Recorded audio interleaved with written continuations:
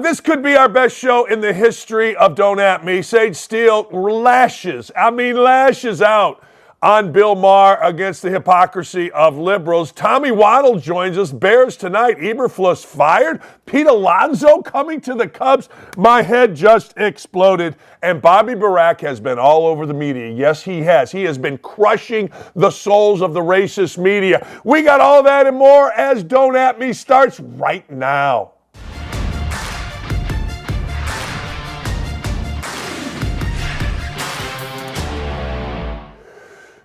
Hey, Don't At Me, welcome. Thank you for being here. Hope you joined the YouTube chat. It will be a blast. Sage Steele was not holding back. See, she left ESPN, and as myself, Charlie, Sage, all of us that said, hey, up yours, ESPN. Free at last, free at last. Good God Almighty, I am free at last. No Norby Williamson calling you to say, what did you tweet as a white man? White man bad.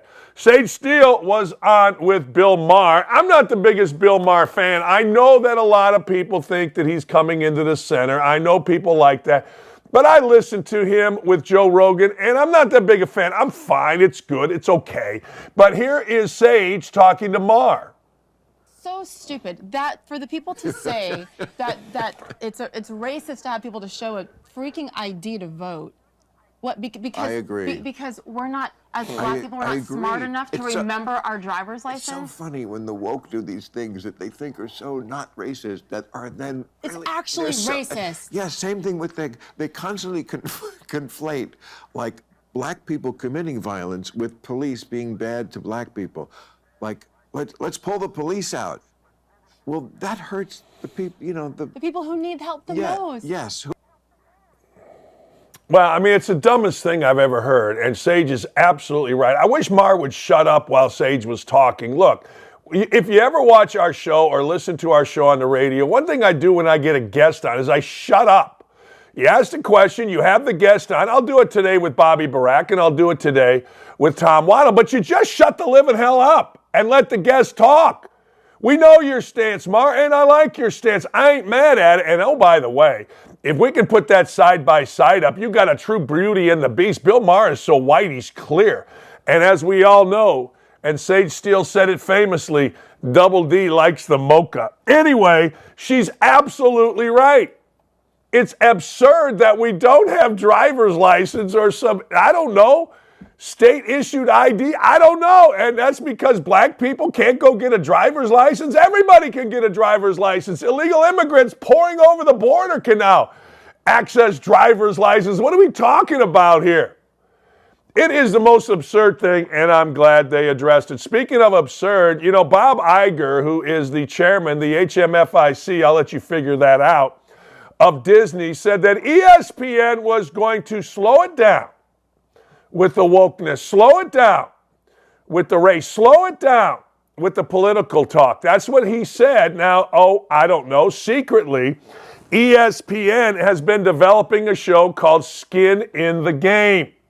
It's a look at race in every one of pro sports with a guy named Ibrahim X. Kendi, who is a thief, convicted, a racist, absurd, and he's leading the conversation with luminaries such as Jamel Hill.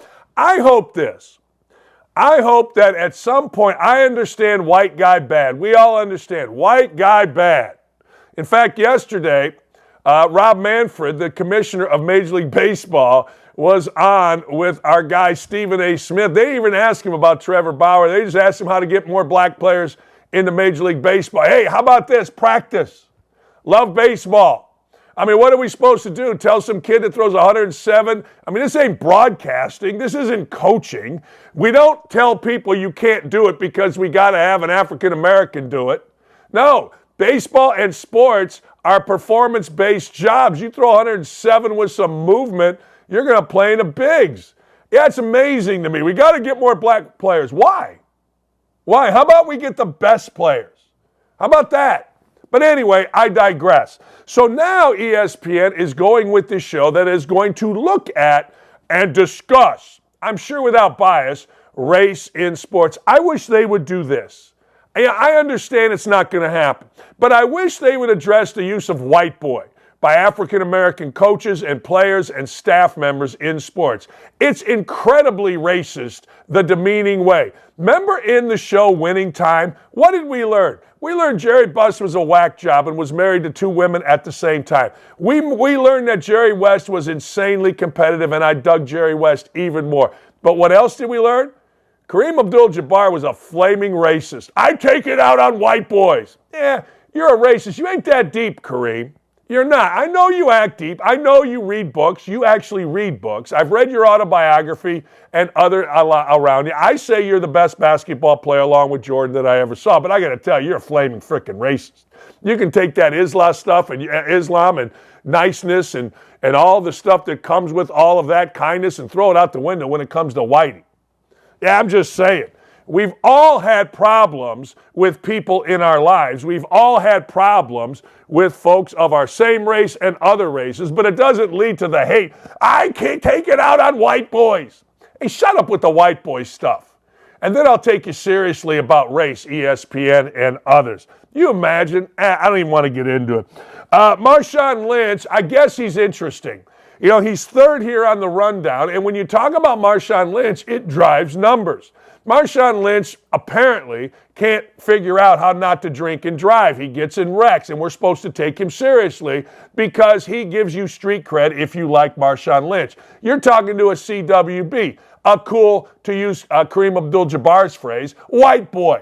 I don't need street cred. I am street cred. If I give you cred, that means you got cred. So I don't need to kiss the ass of criminals. And make no mistake, Marshawn Lynch is a criminal. He said, well, I didn't F with Pete Carroll, and that Russell Wilson was just another quarterback. I wouldn't be the right person to speak on a relationship because I didn't F with Pete Carroll. All right. And then, Russ was just a quarterback for me. I don't have his number. Well, good, because Russell Wilson is not a criminal. We glorify criminals. This dude's a criminal. Wrecks cars, hits people. Insanely, this guy. Skittles or whatever the hell he thinks he is. But white media can't, oh man, he gives you street cred if you say you like him. I don't need street cred. I'm the baddest of the bad. This makes me puke. This is Indiana basketball at the major league level. Indiana basketball celebrates a win over Chicago State. Indiana basketball gets a recruit and we think he's the greatest ever. I don't. They do it. And there's been one Sweet 16, Elite 8 since 2000. One since 93. That's it. But every recruit is great. Now Indiana basketball, if you get to a Sweet 16, I think they would coronate Mike Woodson as king of the world. But anyway, here is what Jerry DiPoto, who is the general manager of the Seattle Mariners, said about trying to win a Super Bowl. This has Indiana basketball, actually Purdue as a university, written all over it. Give me a listen here.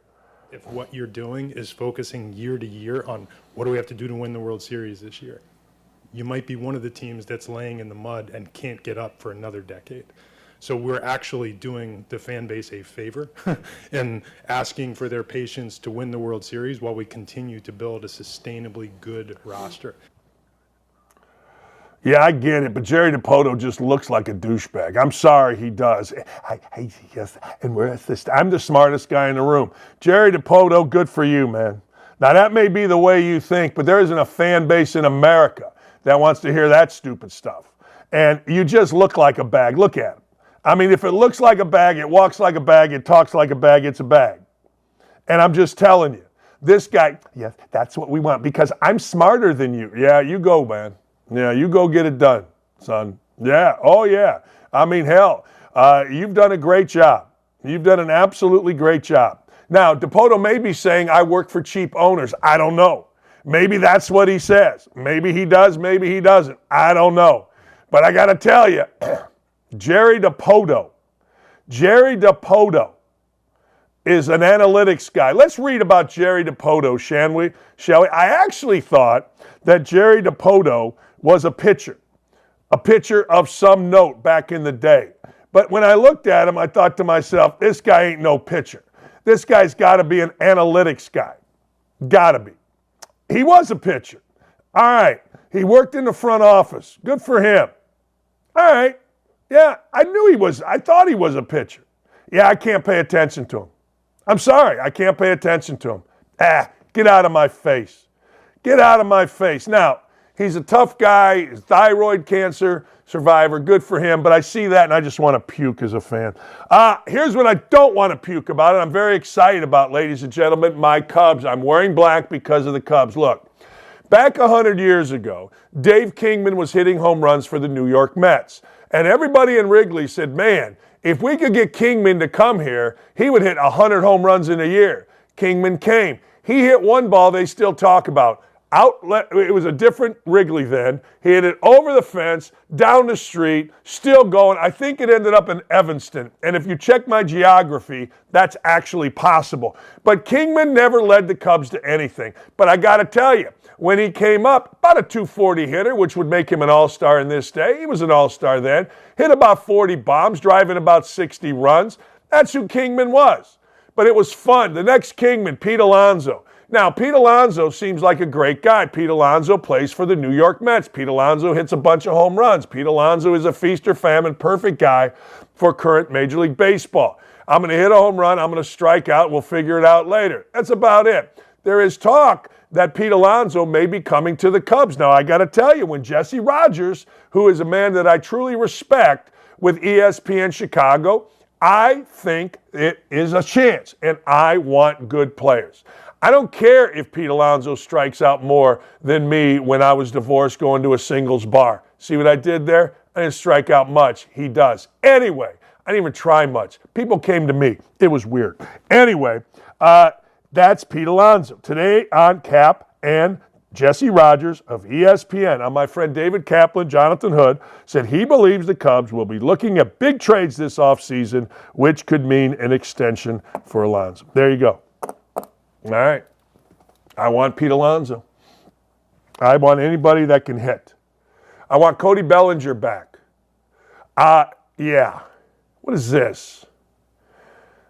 That is some hate right there, because I've got some Mets fans in Nick, how it started and how it ended. Dylan is a Braves fan, so he's sticking it. He's sticking it, ladies and gentlemen, where the sun don't shine, to our guy Nick, who is a Pete Alonso. I will say this. Pete Alonso looks like New York. You know, Italian name, big old head on him, kind of a receding, I don't know, looks like maybe he got some plugs in there. You know, always talking, leading with his chin. He is New York, but if he came to Chicago, we would like him. Sam Howell is a decent quarterback who's getting better. Sam Howell came out of North Carolina. He was going to be the number one prospect. He fell. He got to the Commanders. The Commanders, to their credit, saw something in Sam Howell that said, hey, I want a piece of this guy. I want this guy leading the organization. Good for Sam Howell, except Sam Howell needs to know the name David Carr. David Carr was the first pick in the draft, and he got hit so many times. He never had a professional career of note. Now he's very good, I think, as an analyst. I'm not sure where. I saw him the other day, and I thought he was good. But Sam Howell, listen to this. He is on pace for 102 sacks. Now, here's what I've always said about sacks. They hurt. Like, sacks come in many different ways. Sacks come right up the middle where you get smacked. Sacks comes where you're running, the guy hits your feet. That doesn't hurt. Sacks come like this one right here. The Eagles are looking to separate Sam Howell from the football, from his senses, from his helmet, from his head, right here on the blind side. Hey, man, 102 sacks would be an NFL record. I got to tell you, that hurts. There is nobody in this world, in the world of sports, that I care less about than Lonzo Ball. Lonzo Ball was a player that I kind of liked. Alford, Steve, his coach at UCLA, said he was a great teammate. And I did one of their games against Michigan in Pauley Pavilion, and they were a fun team to watch, UCLA. They were.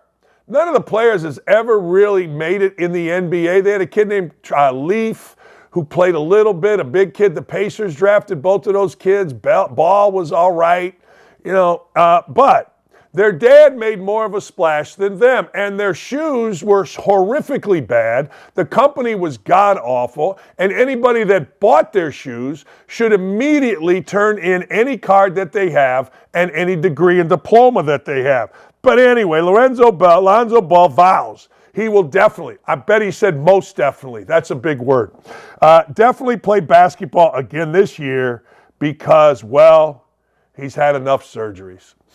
That doesn't matter. His brother's no good either.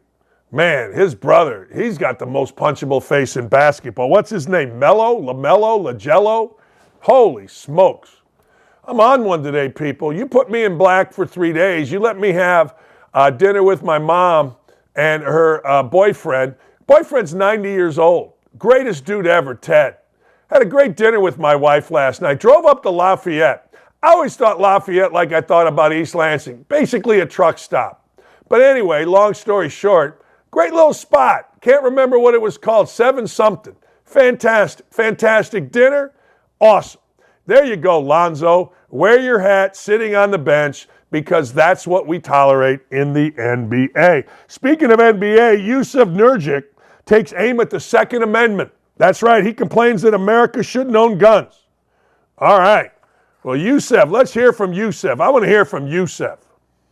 Because they still don't know why everybody have so many guns. Like, I feel like that's kind of, still don't understand to this day.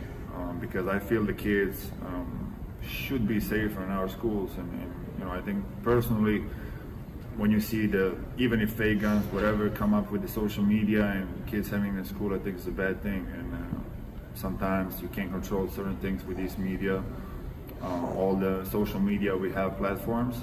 But I think our kids, if we can secure them, the better, world going forward, it'll definitely be without guns, because all these wars and around the world is definitely not good for anyone. I don't actually disagree with him. Anything you want to do to help kids is great, but I don't want to hear from Yusuf Nurkic. I'm sorry, I don't. I know we're supposed to. I know, he's Bosnian, and obviously it's a war-torn country, Bosnia, Herzegovina, that kind of stuff. It's a beautiful country. And people that have been to Bosnia, my people, say it is beautiful. But you know what? I'm with you, man. Anything you can do to support drugs. Is there something else on this guy, or did I flip the page too quickly? Yes, I think I flipped the page too quickly on this. Deion Sanders is mad because, well, Herm Edwards was a cheat. Herm Edwards cheated his brains out and was bad at it. So what happened? Arizona State self-imposed a bowl ban. All right, let's hear from Deion Sanders, because when Deion Sanders speaks, we're all supposed to stand at attention or else we'll be called a racist. Let's hear Deion Sanders. We don't get a ton of time to talk to you, but I wanted to ask you something off of that, kind of broad strokes. What is your opinion on the NCAA and the way that universities handle punishment, right? For instance, with ASU. What type of punishment? Well, for ASU, how they have the self-imposed postseason ban this year. What happened? Well, there were. I'm sorry, guys. I'm so locked into this. It's all good. It's all good. It's just more of a broad strokes thing that there are situations where, for fear of further repercussion from the NCAA, schools will self-impose bans based upon history rather than what's happening with the current student athletes. My mama used to hand out whoopings, back in the day, right? So if I did something stupid, I was like, Mom, you know what? I don't even want to go to the game tonight. I'm not even going, because I know that would lessen the whooping. All right. So if that's what they're doing, I understand, because I've done that before. Like, Mom, I ain't going to the fair. I'm good. All right. You got to spend no more money. I'm straight. No, you come on in and go get that belt. Right. Thank you. I appreciate that. Man, how big idiots are writers? And that's a white writer, so he's got to be very careful, right? I mean, white writers are nervous as hell to talk to Deion Sanders, but why would he care? I'm doing an article on punishment. Then talk to the people that did it. Then don't be afraid to talk to Herman. Every time I see a writer, I just vomit. They're the worst of the worst, except for Armando and the writers here. Not that kind of writer, these beat writers. Jeez. And I like it. Hey, man, you get your ass beat, you learn. There was a saying that I saw the other day. I paddled my kids, and the consequences have been severe. They've become people that respect other people. I paddled my kids. I don't give a damn if you don't like that. I certainly did, and they're great kids. And they actually love me. How about that? Called them both yesterday as I was driving back from Lafayette just to thank them for not being pains in the ass. And they started laughing. They go, well, you and Mom had something to do with it. I go, I know, but you had choices, and you made the right ones. Illinois football stadium, Memorial Stadium, is on fire. It was on fire yesterday. Illinois stinks. The coach is getting bigger right in front of our eyes, Brett Bielema. I mean, this dude is a house. A fire occurred Tuesday night at Memorial Stadium, located southwest quarter, underneath the horseshoe, away from spectator areas. It was contained, been extinguished. Now we got all the crap. The Illinois Division of Intercollegiate Athletics, thanks to First President, hosts Nebraska, will continue to evaluate the facility. Man, Illinois hosting Nebraska. That, ladies and gentlemen, if it's a noon start, is the cure to insomnia. It just is. All right, Kirby Smart, I'm going to read this right here so you guys understand it. Kirby Smart made an incredibly stupid comparison about college football rankings. Let's hear from the two-time national champion coach. Kirby, you guys are playing your first ranked opponent this week. There's 3 other ranked opponents on the schedule upcoming. Some are knocking the schedule. What do you make of the SEC teams that seem to be on the rise? I don't know who you're referencing.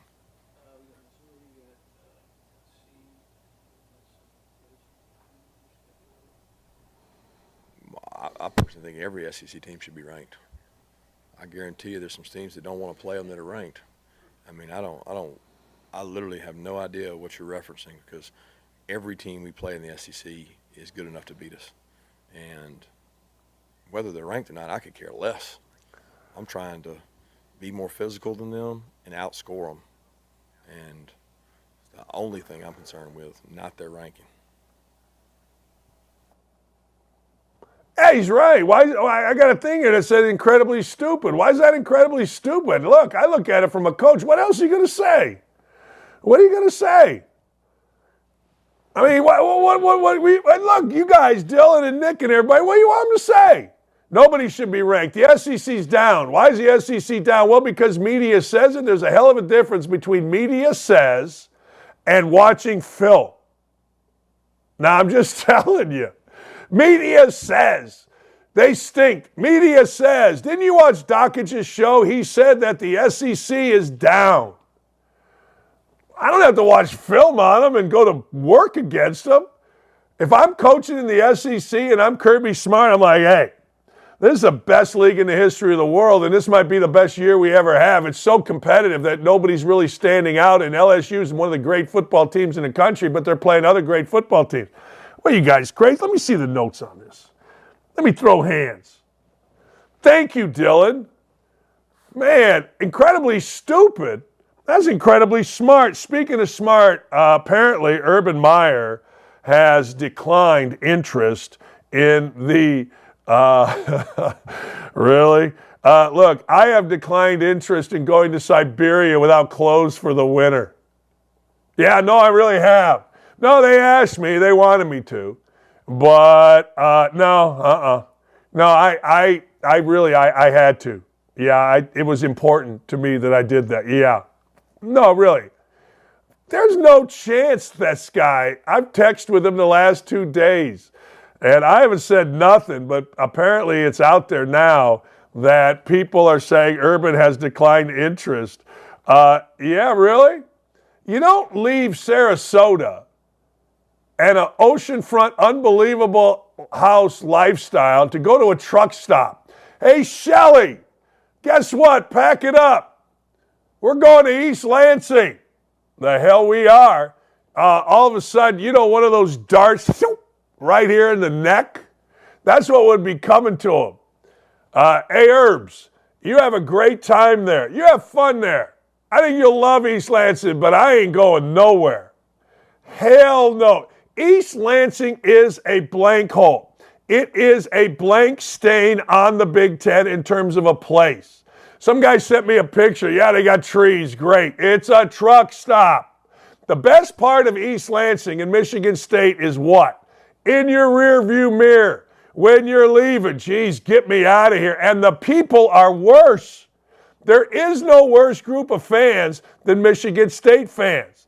because they've had just enough success with Izzo. There's just enough money around it that they think there's something, but they're the dumbest, most hateful, most ridiculous human beings alive. And you think Urban Meyer wants to walk into that mess where your little brother to Michigan, where the majority of your students couldn't get into Michigan? So they had to go to Michigan State and study under who? Larry Nassar? What are we talking about? The place is a hellhole. And here's the thing about Nassar that really pisses me off. I'm going to tell you right now, Larry Nassar was on that campus for a long-ass time. And kids did have to study under him or work with him.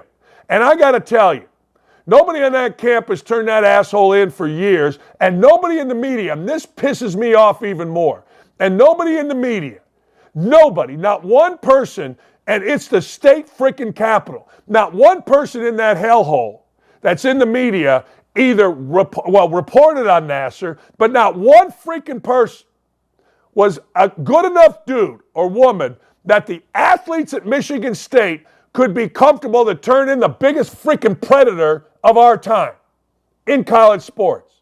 That's how bad the media is there. That's how bad the people are there. And it pisses me off because the way Nassar got caught was Nassar, one of the gymnasts, went to the Indianapolis Star back when the Indianapolis Star had Maria Kwiatkowski, Tim Evans, and Mark Alicia, three great reporters. But none of these jackasses in East Lansing, the state capital, the state freaking capital, none of these jackasses had the respect of students that did study under Nassar, that did have to be under his thumb for years. None of them were comfortable enough to go tell these jackasses in the media, hey, look, this is what's going on. They didn't trust them and they shouldn't trust them. It's a blank hole, period. And Nassar being there, and Mel Tucker's perfect. D'Antonio had allegations. It's just ridiculous, that place. And there ain't no way in hell any self-respecting coach of any success would bother going there. Hey, Mel Tucker was going to get fired at Colorado. Are you me? What's he going to do? You crazy? You take the job for the money, and that's it. And you take the job because there's only, 20 Big Ten jobs? So you take that. But that place is a truck stop with even worse people. And Larry Nassar is the damn poster child for it. Not only for the school, but for the media and the fact that this freaking college town controlled everything to its detriment. And it's crap. And I'll always say it's crap. And I understand you say the word Larry Nassar, people, oh, you shouldn't talk about him. No, you got to talk about him because I'm telling you right now, there is somebody else at a Big Ten school, at a major university, doing the same shit Larry Nassar did, and there's the same media in that town that's so in pocket or so untrustworthy that the student athletes there are afraid to come out because they won't be supported. I'm telling you, you can't tell me there isn't. And it needs to be discussed more instead of less. Urban Meyer to Michigan State. Yeah, they may have called him. He's like, hey, look, I want $300 million. And I want a helicopter so that every day I can fly back to Sarasota. I'm not living in that dump around those people. We'll be right back. Hey, looking for the hottest sportsbook offers at OutKick? Find exclusive promotion, expert bets, latest odds. Get in the game at OutKick.com/bet. Chad, also stupid, Keith Olbermann, and his response whenever Aaron Rodgers went down with the, eventually it was the Achilles, but at the time, everyone's playing doctor on social media, and he retweeted one of the doctors that said it could be a Liz Frank foot injury as well. Olbermann retweeted and posted another hashtag sudden Liz Frank due to failure to vaccinate. Well, Rodgers went on Pat McAfee and responded to Olbermann. Hey, hold on, there's another guy. What's the guy? Keith Olbermann said that. You love him, though. Because you're not vaxxed, that's why it happened. Yep. Yeah, get your 5th booster, Keith. Anyway. Boom. He didn't hold back. And Rodgers is back on with McAfee. Get your 5th booster, Keith, is terrific. Perfect way to handle that. I'm sure he has. Aaron Rodgers said a lot in his head on McAfee, too. He said, don't expect him to be on the sideline anytime soon with the recovery, but that he's hoping to get up in a booth. And he said he joked that I hope they give me a headset so I can at least give a few plays. call a few plays over the game with what I'm seeing. Seem to be in relatively good spirits given the circumstances. If he's on headset. But a great line about Keith Olbermann, who has just become a complete and total caricature. Yeah, and just a loser. I don't. Yeah. I just don't understand. He's playing into it too. Keith Olbermann was a really good broadcaster and good at what he did on SportsCenter, and now he's become a cartoon, and I don't get it. Yeah, and then last season, not requiring it. The season prior, you've got Rodgers who was inoculated, and Olbermann was leading the charge against him, and then soon after, the league stopped. Hey, good for McAfee bringing it up on a network, by the way, that got sued by Sage Steele because she sued them about speaking out against vaccinations. That's right.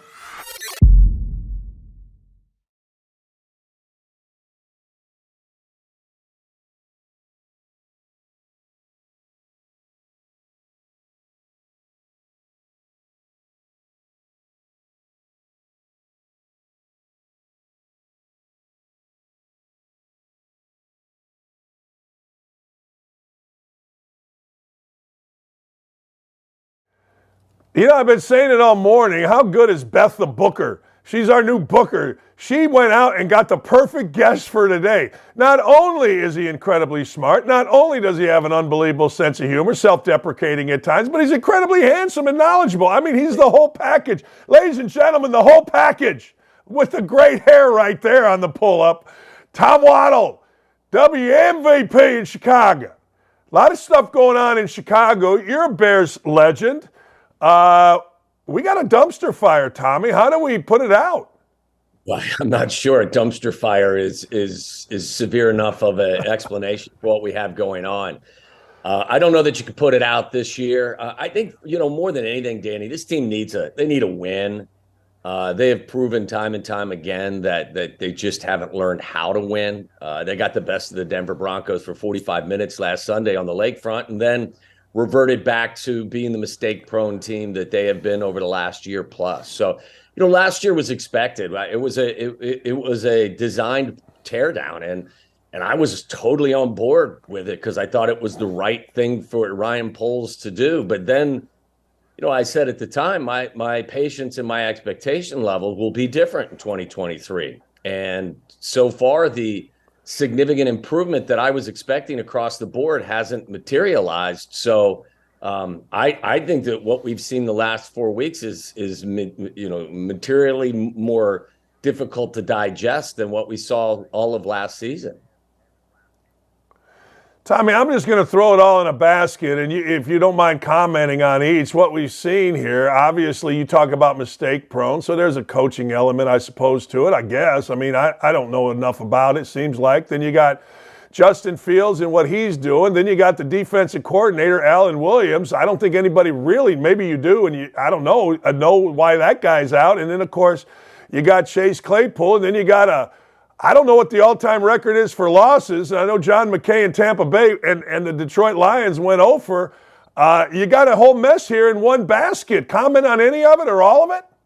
Yeah, I mean, chaos would be a great word to describe what is going on right now. I think the thing is a former player that has been, I think it's been most difficult for me to kind of process is the lack of accountability up at Hallis Hall for my favorite football team. And it's okay. This is professional sports. It's okay to hold guys accountable for not doing their jobs.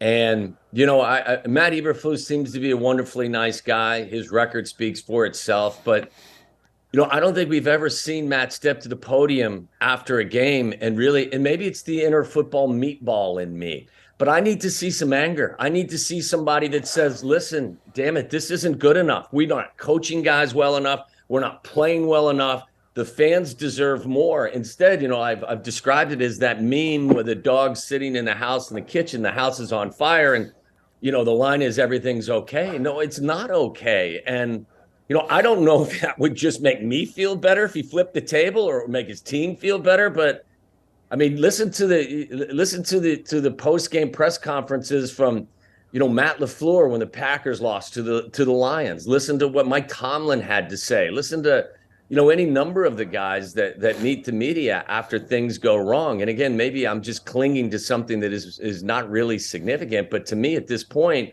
I want to see somebody say, this isn't good enough. We're gonna turn this thing around, or we're all going to be looking for work. I think they took a step in the right direction last week by making Chase Claypool inactive and then ultimately asking him to stay at home. My litmus test, Danny, has always been, is the juice worth the squeeze? If Chase was an above average player who was contributing a ton to the offense, then I would say, hey, you know what? This is professional sports. You have to deal with some things that maybe you don't want to deal with. But when the production doesn't match the irritation, then there's no other move to make than to move on. And hopefully that's what they're in the process of doing. Yeah, the Claypool thing is odd because you tell me if I'm wrong, but you were a guy that fought to get in the lineup, fought to stay in the lineup. That dude was pretty much given a spot here, a second chance, right? I mean, Claypool? Dan, I am resistant a lot of times to try to compare myself to others because, well, first and foremost, I don't compare to most NFL receivers. As Dan Hampton once said about me, small, slow, and friendly is no combination for this league, kid. And that's what I was. I was small, slow, and friendly. But, when I look at Chase, I say he was kissed by the football gods. He's 6'4" and he's 220 pounds and he runs a 4.4. And, he had to apologize to his teammates and the coaches. That was the report after the game against Green Bay because there were some questions about his effort. And I'll tell you from watching the film, the next two games, his effort was fantastic, and his effort wasn't questioned by me. But there's no productivity there. He plays, as I say, he plays smaller and slower than his measurables. He doesn't really high point the football against smaller corners. He doesn't get away from corners that are less athletic. And I just think, look, all you have to do is turn on the film, and the film doesn't lie. And when the production isn't there, you just can't deal with all the other nonsense and all the other stuff, so to speak, when a guy's not, contributing on the field. So I want to go back to, you asked me about Justin Fields. I was telling you a moment ago that this is not hyperbole or exaggeration. The first three quarters of that game against the Denver Broncos. Now, keep it in perspective. We're not quarterback you here in Chicago. We have wandered in the quarterback desert for quite some time. And it was a Denver Broncos defense that may be the worst defense that I've seen in the last 10 years in the league. But you know what? It's still an NFL football team. Danny, I'm not sure I've seen a Bears quarterback play better football than I saw Justin play in the first 45 minutes. The decisions were perfect. The ball came out. He was accurate. That was what was most impressive to me. Not only was he putting the football in position for his guys to make plays, and guys did make plays. And with Chase Claypool out and Darnell Mooney the second option, shockingly, the offense looks more efficient. But he was not only accurate with the football, he was supremely accurate to the point where the ball was placed where guys could make hay after the catch. So, it was visually, for me, A, it was exciting because I hadn't seen it, and B, it was encouraging. But then the final 15 minutes of the game, what we saw is Justin himself and the entire team reverted back to being the mistake-prone crew that they are.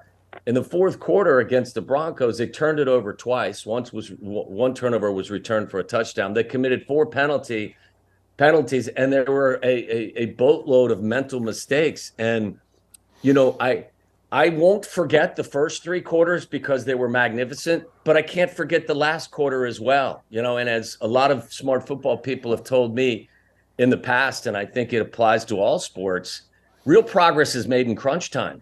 So I like what I saw for 45 minutes, and I hope tonight against the Commanders, they go out there and build on some of the things they did. But until this team and the quarterback find a way to make the plays that are necessary to win a football game, that improvement and that progress is still going to be out on the horizon. So, it was a tale of 2 games on Sunday. Again, as I said, brilliance for 45 minutes and same old for the final 15, and it led to their 14th consecutive loss, which is hard to believe. Well, and let me go to this, because you mentioned a lot of things went wrong in the fourth quarter. Obviously, a lot of talk about Eberflus. You know, the Bears have never fired a guy mid-season. You know, there is overreaction in the NFL. It seems to me that Fields gives you just enough that you got to keep him, but it also seems to me that maybe some of the stuff you were talking about in the fourth quarter falls on coaching. Is Eberflus in trouble here after a game if they don't play well or they lose tonight? Well, you know, this town, like that's the number one conversation that's being had right now. If this Sure. if it gets embarrassing tonight, will they make a coaching change on Friday? And then I would ask anybody who asks that question, how would you define embarrassing? Because like when you get outscored by the Denver Broncos 17-0 in the fourth quarter and lose a game where you had complete control and you were up, whatever it was, 28-7, that's embarrassing. For me, this is rock bottom, with the thought that the bottom could fall out even further. But I'm not one that believes that there will be a coaching change made in season. I think that there's no question he's on the clock. I don't think that his body of work has, to this point, been anywhere close to enough to consider him being the long-term answer. They don't do things in this town. Doesn't mean they won't going forward, but the franchise has never, I don't believe, fired a coach midway through the season. I don't expect that to happen. Now, look, you may call me on tomorrow and say, oh my God, the Bears got beat 105-0 by the Commanders. Is the coach going to be fine? Maybe then, but I don't think that. I think it's a very low possibility that they make an in-season change. Yeah, one of the things that I kind of live by is not everybody bounces back. Sometimes you splat. You know what I mean? Does this team have enough talent to bounce back? No. No. I think this is year one of the rebuild. I think that there is more talent than there has been. DJ Moore is a one wide receiver. I like Darnell Wright, their right tackle, who was, I believe, the 10th or 11th pick of the draft this year. Their secondary has just been decimated by injuries, but they've got some talent there. They're still missing guys at the line of scrimmage that can wreck a game, and that's what this defense that Matt Eberflus runs is based on. You run the cover two, the Tampa 2. It all starts with that 3-technique tackle on the line of scrimmage and a group of 4 guys that can pressure quarterbacks so that you can drop 7. And when you're not getting any pressure from your front 4, everyone else is liable. I don't think can they win games this year? Yeah, I mean, it's the NFL. You can really beat anyone usually on a given Sunday. But I don't think that this thing is going to turn around in a massive fashion. I think that they're still missing a lot of pieces to their puzzle. I think he was going to get fired here in Indy as a defensive coordinator. I still don't understand it. Polian came in there, and is this accurate? Everybody tells me this. Polian was kind of the guy that made the hire, or was a consultant. Is that accurate?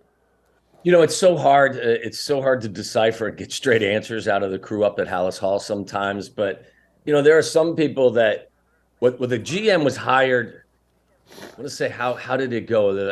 I mean, they were interviewing coaches before the general manager was hired. I guess that's the best way to describe it. There's questions about whether or not Matt was hired by a consultant, which would have been Bill Polian and others. Then other people tell me that this was a Ryan Poles decision. We need to get on the same page with most other franchises, especially the good ones, where the president of the president of the team is in charge of hiring the GM. Then the GM and the president get together and hire the coach. Like, Dan, we've never had that organizational flow chart. And I think it's a big reason why the team that I loved so dearly has had very little to no success consistently over the course of time. So, Kevin Warren has taken over for Ted Phillips. He was hired in April. I think that there's been some reluctance to make any, table flipping decisions here now, but I would not expect things to remain status quo, after the 2023 season. I don't think Kevin Warren is going to sit by and watch what has happened continue to happen. To that point, can you see this being Fields' last year as a starter in Chicago? I can. You know, I'm a very patient man. I've been married for 32 years, and I have 4 beautiful daughters. I've been taught to speak when spoken to, and make myself, scarce and get out of the way when most things are going down. So I am patient. Patient. I do have a lot of patience. Look, I think anybody that came to a long-term conclusion about Justin at the end of last year was being a bit premature. He didn't have enough around him to really come to a full long-term conclusion as to whether or not he was the answer. All of the people that were suggesting that he was a legitimate MVP candidate coming into the year, that's got hot take written all over it. That's a bridge too far for me. Usually in life for me, Danny, it's somewhere in the middle. He's had 29 starts, I believe. He's 5-24 as a starter. It's not all his fault. There's no question about it. I would say, especially, they've got their number 1 pick and they get the Carolina Panthers number 1 pick. So they're in the driver's seat, albeit in the first month of the season in the Caleb Williams sweepstakes. And if they get to the end of the year and they do have the number 1 pick, I don't think there's any doubt that they would go in that direction. I'm no college football expert, but I listen to people that I trust, and many say he's a generational talent. I would think that Justin not only would have to play the way he played in the first 3 quarters of last week's game, you're going to have to start showing everybody that we can win because of you. You have to be, even when you have adversity inside your huddle or you're not placed in the most, positive environment, it's the nature of that position. You have to provide answers. And even though he hasn't been given a great hand at times, he hasn't provided enough answers yet. Now, again, I'm a patient guy, so I've said coming into this year, he would have the full complement of the 17 games before I would come to any long-term decision.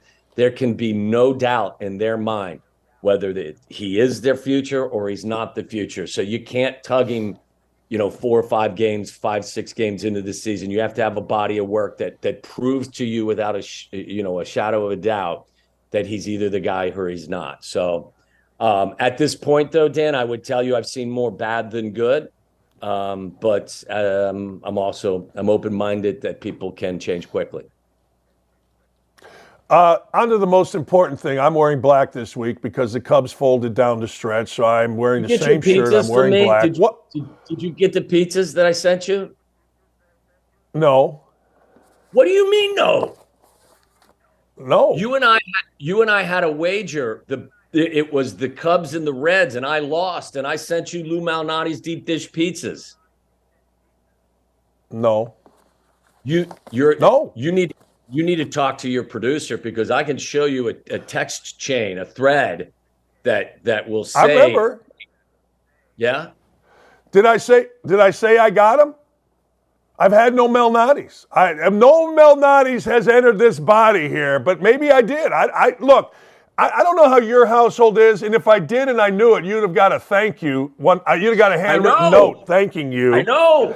But I don't know about your house, but the Amazon yacht comes here every day. The Amazon backs up with, you know what I mean? And oftentimes, I'm going to find out. Our guy doesn't even, he lives here. I have an extra bedroom. He just, the truck is parked outside, and what they do is they send another Amazon truck to stock my truck. And so he doesn't even have to leave. He just has to go to the garage and get the packages and bring them to the front door. That's how it works in my house. Now you got a warehouse. Listen, I feel like an ass now. No. I do not pay my bets. So Tom, I would not even I'm not questioning whether or not you did it or not. I know you did it. There's no question in my mind. I got to find out, because this has been a month or 2 ago. I got to find out. I got to go to the boss lady and see what the hell happened. But I have seen no Malnati's in my freezer, and I'm going to look. But I don't cook either. So let's go back. I'm wearing black. The Cubs crapped the bed. Yeah. In Chicago, what happened here? Well, I think that I thought, for me, I never thought they were a playoff caliber team. I had picked them as an 81 team heading into the season. So my expectations were that they weren't a postseason team. Now, as we all know in sports, your expectations change as the season unfolds. So when they went on that run and they became a team that was like 90% likely to go to the postseason by whatever chart people use, I think then the expectation is that they were going to seal the deal and they were going to be one of the wild card spots. And then everything that they did so well became an Achilles heel, like their defense. They were probably, in my mind, other than the Brewers, their defense was as good as anybody in the National League. And then their bullpen, which overachieved for a large portion of the year, got exhausted and injured. And like it was tough to watch because they did limp to the finish line. But again, I think some of it was exhaustion, some of it was injury, and some of it was regression. Like you didn't think that Tauchman was going to hit 300 and be on base 40% of the time the entire year, right? I mean, he had a great season, but at some point, especially in baseball with a 162 game season, regression to the mean is usually something that occurs. Tom, you know this, I know this. I go back to 1984, sitting in my apartment with Uwe Blop as a junior at IU, buck naked, getting ready to pour beers over my head, old styles, and then then Leon Durham happened. You know, people can blame Bartman. I don't care about that. Moises Alou wasn't making that play, but Alex Gonzalez happened. And now Brant Brown happened, although they went to the playoffs. Suzuki, I let out the big mothers in that one. I had my stepdaughter, my wife sitting there, and I dropped the big ones when he called off Ballinger. That's the season-defining play, and I know that's unfair because he was great late in the season, Suzuki. That's unfair, but that to me defined the collapse, no? No, I agree with you. And then if you remember, I think it was the next game, and I think they were in Atlanta, right? The next game, Ian Happ, who's been a Gold Glove left fielder, misses a play. And Dansby Swanson, who was the best defensive shortstop in all of baseball this year, had a couple of bad moments. Go back to, do you always celebrate baseball accomplishments buck naked? Is that how you roll? It's like when you're not afraid to celebrate. What's that? I'm not afraid to. Okay. All right. I'm not judging. I'm judging. I'm just asking. No. Early in the year, in April, I had said, man, because in 84, I mean, you're just a young pup. You don't even remember 84. But I said earlier, we were talking, I go, I swear to God, if the Cubs, because they never made the playoffs in my lifetime. It wasn't wild card. It was win the division, and I said, look, I'm going to run around. If they get to the World Series, I forgot what I said, but I'm running around this parking lot in our apartment, buck-ass naked, throwing beers to people. And I was ready. I was ready on that Sunday. I was ready. We were going to the World. It didn't even have to win the World Series, Tom. Just get to the World Series, and I was ready. That's a first-class ticket to college jail, isn't it? Running around in a parking lot naked, throwing beer cans at people, or is that how? Is that? I mean, at Indiana, is that go? Is that cool? Well, as a basketball player at that time, no camera phones, maybe a Polaroid here or there. I think we had been to the Elite Eight. And I was a captain, and I was a starter, so I got leeway in that town at that time. Come on. There you go.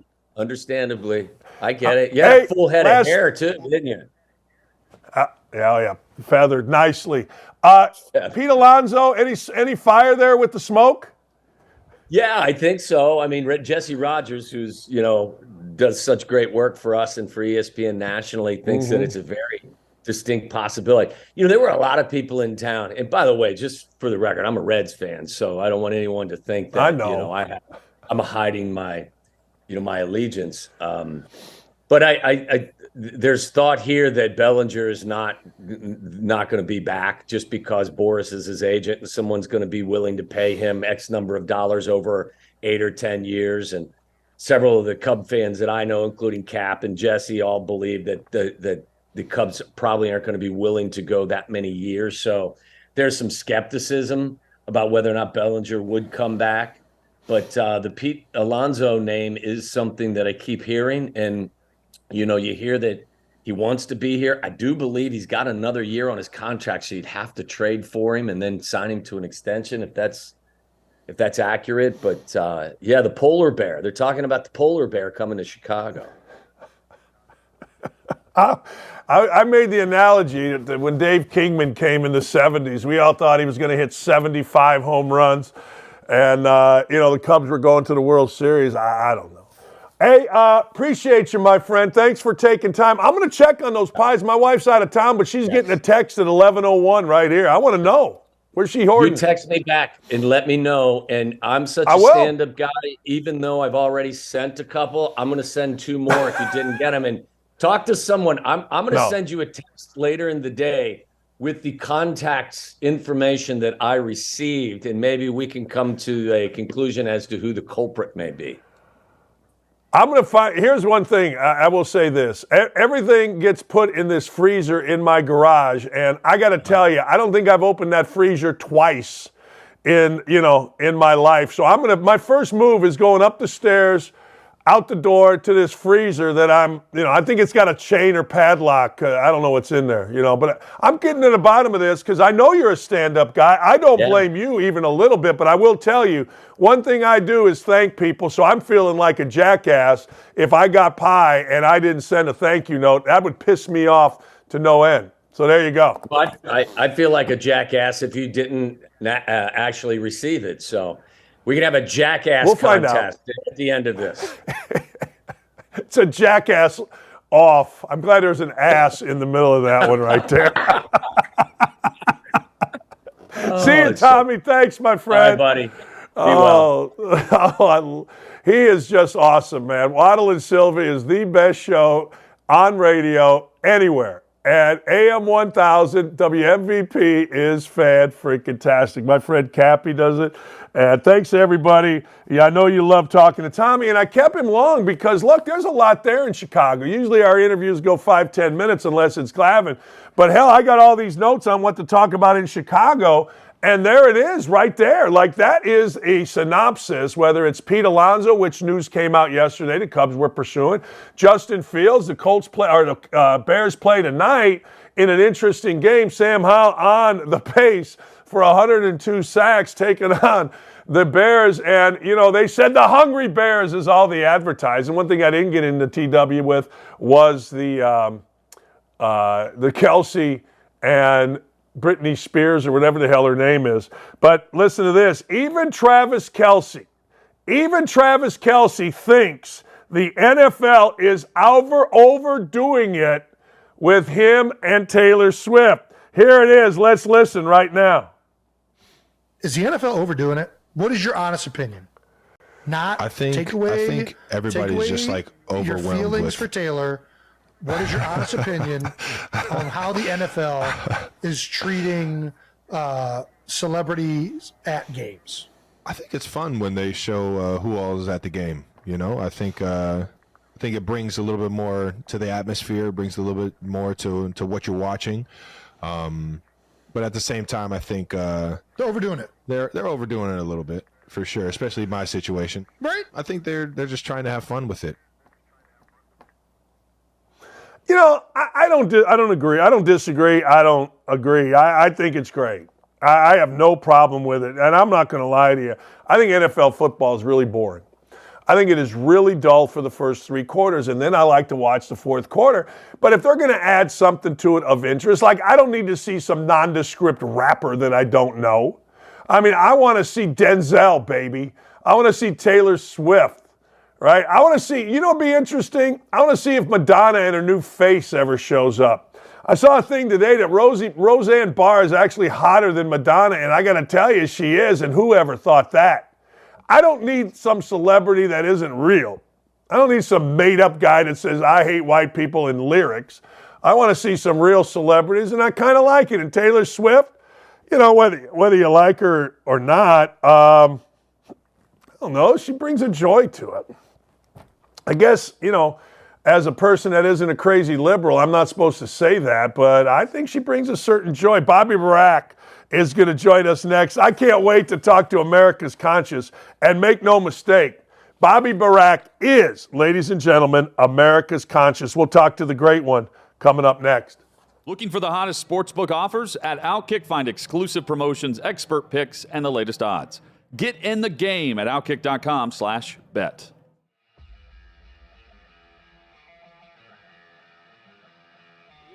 Welcome into OutKick the show. I am Clay Travis, your fearless leader. I am going to continue to argue that sports is one of the great unifying forces in all of American life.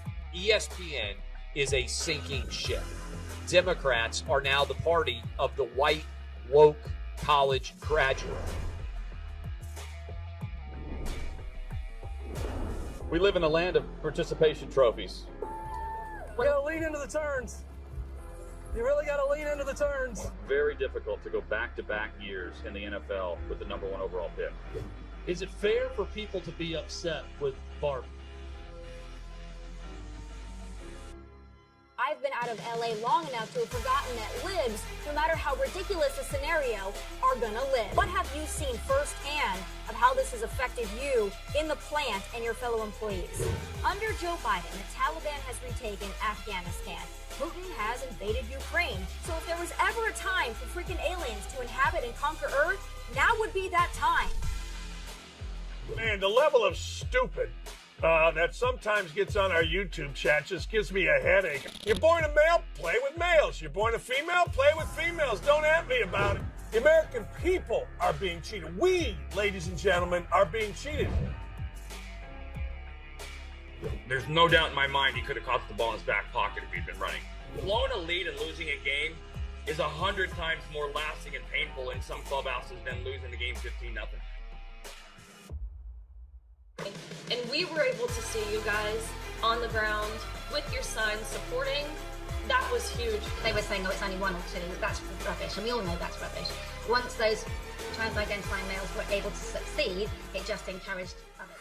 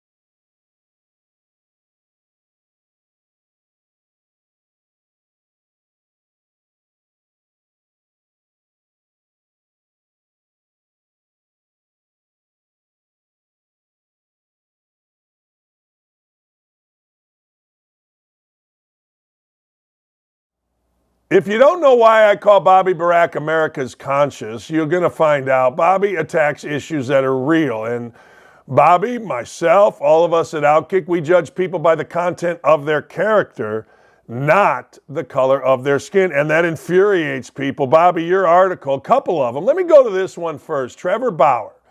So Sarah, whatever the hell her big old name is, and others are all Ken Rosenthal.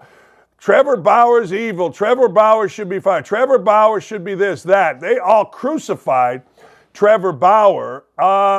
Oops, Trevor Bauer has some receipts, but nobody, Ken Rosenthal, Sarah Spain, and others, nobody's doing and putting the same energy into saying, hey, we were wrong than they were when they wanted Bauer extinguished. What's going on here, Bobby?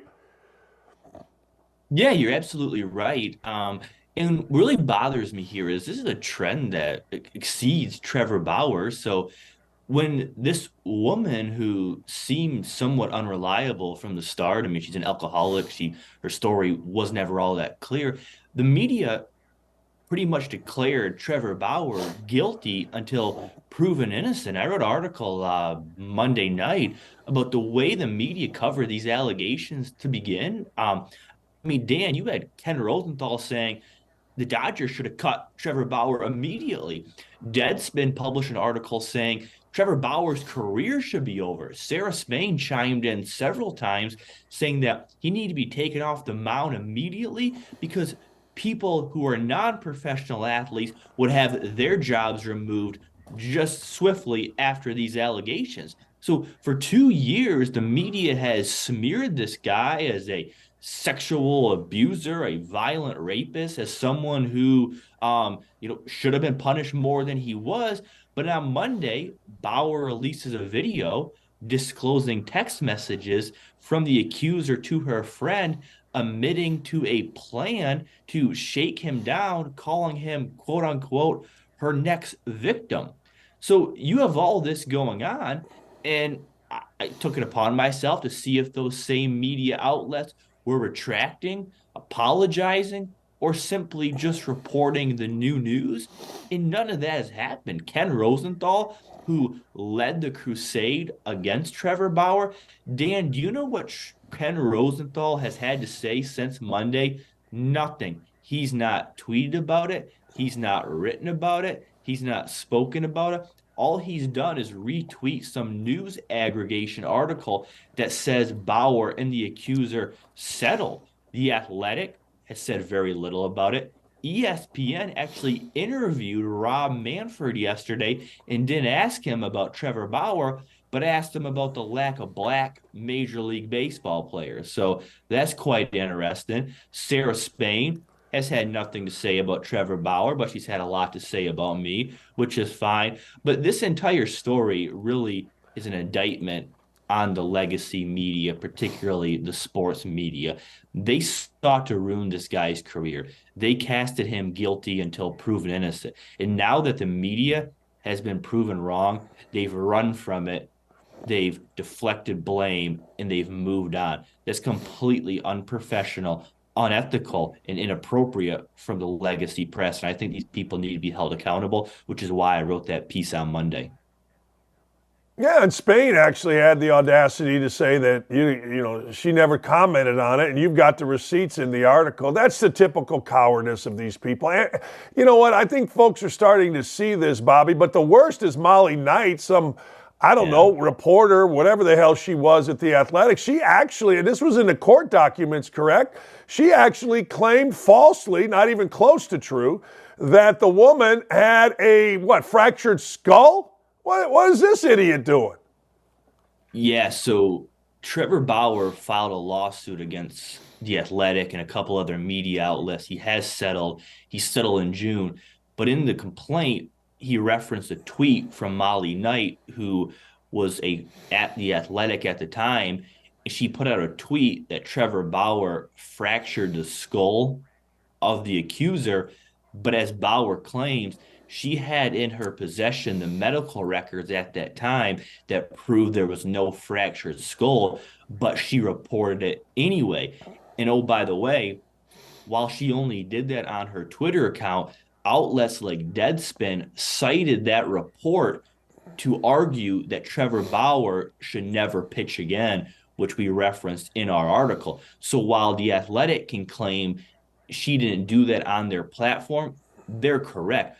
But the impact of that tweet, that smear job, that lie, was quite substantial because several outlets cited her Twitter account saying that he fractured the woman's skull, which medical records say he absolutely did not. Yeah, Julie DiCarlo has to be somewhere in the middle of all this, right? I'm reading. I've been trying to figure out why so many people think Trevor Bauer has been victimized. Then it's because they don't understand what a settlement is. What? Huh? What? Yeah, I don't get that at all. But what bothers me the most about all of this is that the media, look, what happened with Nicholas Sandman, I thought would have changed the way newsrooms cover these stories, or Kyle Rittenhouse, who, oh, by the way, is still called a murderer in several headlines by Slate and MSNBC. But these people, this entire industry, doesn't really care about the facts. They've proven that over and over again. They've been sued. Some of them have lost. But when they target somebody, when they decide that we're going to make this person the subject of ridicule and vileness, there is hardly any accountability across the industry. People get so mad at me for pointing that out and say I'm targeting them. I just find that so cowardly and so inappropriate that these people tried to ruin Trevor Bauer's career. In a lot of ways, successfully did. He hasn't pitched in the major league in 2 years. Dan, you take 2 years off of pitching at that level, you never get those 2 years back. And I don't know if he'll ever get a chance again because those were his prime years. Those 2 years that he was called a violent sexual abuser, he can never get those 2 years back. So while the facts are beginning to come out, it doesn't undo the years of misery they put this guy through. And what happens next? Nothing, because the same people who framed him this way have had so little to say. They've just moved on to targeting new people. And I just find it so disgusting. I try not to lose perspective because I don't always want to be the guy who complains about the media because people do that. And I don't want to be that person. But you see this stuff, you cover this stuff, you reach out to these people and they have nothing to say. You can't help come away just so grossly disappointed by the industry. And I have so little respect for all of these people now. Yeah, it's sad. The other thing that's sad is the comparison of Josh Allen. You wrote a great piece on Josh Allen and the difference and the race-based difference in the criticism of him. But you know what? That's all from the same usual dumbass suspects, the Foxworthys, the Bomani Joneses, the America's Racist, as I call him, Kendrick Perkins. I mean, the same clowns saying the same stupid stuff. Yeah, absolutely. And so here's what's ironic. The coverage of Josh Allen is the inverse of the coverage of Lamar Jackson, right? Those usual suspects you just mentioned, they tell us all the time that the media is degrading and belittling Lamar Jackson and not giving him his praise and highlighting his failures and burying his achievements. Well, none of that's true. They don't actually cite any examples. They just say it. But all of that's true of Josh Allen. The way he's covered comes across so personal. People say, as I put in the piece, like Chris Canty and Kendrick Perkins and Stephen A., that he's not an elite quarterback. Robert Griffin III said that the Bills would be better off without Josh Allen.